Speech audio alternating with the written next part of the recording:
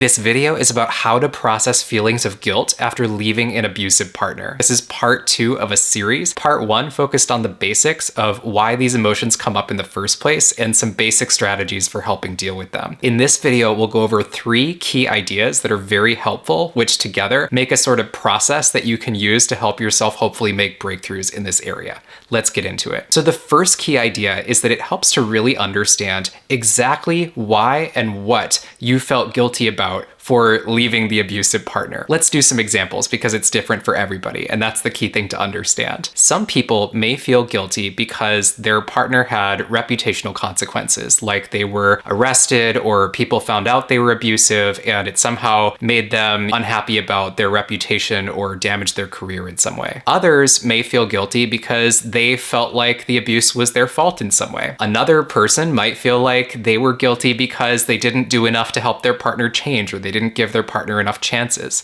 Another person might feel guilty because the marriage didn't work out or it affected their children. Another person might just feel dumb or stupid for not spotting red flags and abusive behaviors earlier, or for not leaving the situation earlier. And the point is that all of these different ways of feeling guilty are actually quite different from each other. And it's really important to understand exactly what it was for you that made you feel guilty or, conflicted with yourself about that situation. And that brings us to the second key idea in the video, which is that once you've figured out exactly what it is, it helps to bring that to the light of day and rationally think about whether or not it is actually true. And here's a couple different strategies for doing that. One of them is journaling on your own. So actually take the idea and try to write it as a sentence, like I felt guilty because, and write the rest of the sentence. And I know that sounds like it won't actually do anything, but there's something about writing it out or saying it out loud to another person that actually makes your rational mind engage with it more. And often bringing these ideas to the light of day is enough on its own to just kind of let them float away like smoke in the wind, because they're not always really super well thought out ideas in the first place. They're more of things that are a little bit buried, and when you bring them out, it's a lot easier to deal with them. Now, not all of them will go away that easily. Here are a couple other strategies for working with them. Another would be to talk about it with a trusted friend and just to say, hey, I realized that I was feeling guilty about this. Can I talk through it with you? I think I probably shouldn't be feeling guilty about this, but here's what I was feeling. And a lot of the time, just having to explain it to somebody else and getting a fresh perspective and an outside perspective is so helpful to process through different emotions. And even if you could have done it yourself, there's something about saying it out loud that helps. You could also do it with a therapist if you have access to that. And that brings us to the third and final idea in the video, which is that for any of these ideas that I've listed in the video so far and more, if those were the things that you were concerned about,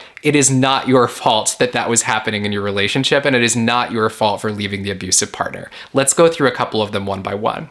The first one was about your abusive partner potentially having reputational consequences or legal consequences. I understand why it's normal to feel guilty about that because they had consequences and it's somebody that you love and you don't want bad things to happen to them. But it helps to understand that most of the time when that happens, there was almost no other choice that person on the receiving end of the abusive behavior actually had in that situation. Abusive partners tend to take away all of the outs and try to be super controlling and not let the receiving party leave the situation or de-escalate the situation. Also, it's probably in the long term a good thing for society and for their future relationship partners if that's documented, because the system can only work to help protect people if there's actually documentation so that people can be believed and that action can be taken. As another example, if you felt guilty about the abusive behavior being your fault in some way, when you really think about it, you can realize, and your friends or therapist or journaling can help you realize, that if the other person is getting physical with you, it really doesn't matter what it was that you did that somehow they were saying triggered that, right? Like if you forgot to load the dishwasher or you were not in a great mood that day, you not being perfect doesn't mean that other people get a right to